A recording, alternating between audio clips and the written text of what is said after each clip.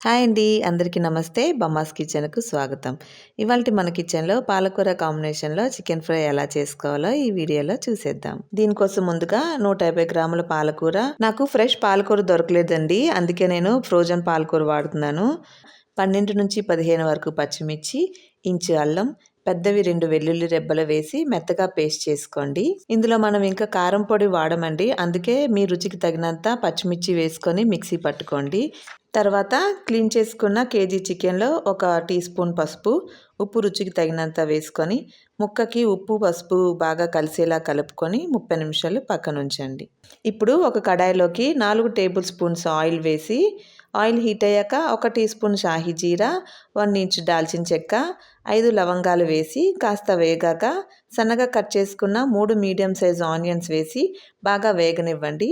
ఇలా onions golden బ్రౌన్లోకి వచ్చాక ముందుగా ఉప్పు పసుపు కలిపి ఉంచుకున్న చికెన్ వేసి ఒకసారి బాగా కలుపుకొని మూత పెట్టి మధ్య మధ్యలో కలుపుకుంటూ చికెన్ని మీడియం ఫ్లేమ్లోనే బాగా వేగనివ్వండి. చూడండి, చికెన్లో ఉన్న వాటర్ మొత్తం దిగిపోయింది.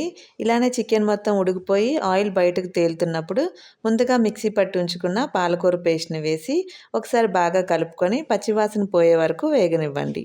తర్వాత 2 table spoons chicken masala, 1 table spoon జీలకర్ర పొడి, 1 టేబుల్ స్పూన్ ధనియాల పొడి వేసి మసాలాలన్నీ బాగా కలిసేలా కలుపుకొని ఇక్కడే ఒకసారి సాల్ట్ చెక్ చేసుకోండి. సరిపోకపోతే సాల్ట్ వేసుకొని ఒక 2 నిమిషాల పాటు మూత పెట్టి బాగా ఫ్రై చేసుకోండి. చూడండి, చికెన్ బాగా ఫ్రై అయ్యి ఆయిల్ బయటకు తేలుతుంది.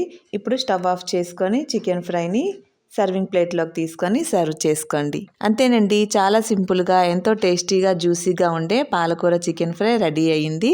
దీన్ని మీరు కూడా ట్రై చేయండి. ఈ టేస్ట్ మీకు ఎలా అనిపించిందో కింద కామెంట్ సెక్షన్లో చెప్పడం మాత్రం మర్చిపోకండి. ఇలాంటి మరెన్నో వీడియోస్ కోసం ఇప్పుడే బమ్మాస్ కిచెన్ని సబ్స్క్రైబ్ చేసుకొని పక్కనే ఉన్న బెల్ ఐకాన్ని క్లిక్ చేయండి. మరో కొత్త వీడియోతో మళ్ళీ మీ ముందుకు వస్తాను. అంతవరకు సెలవు. నమస్తే.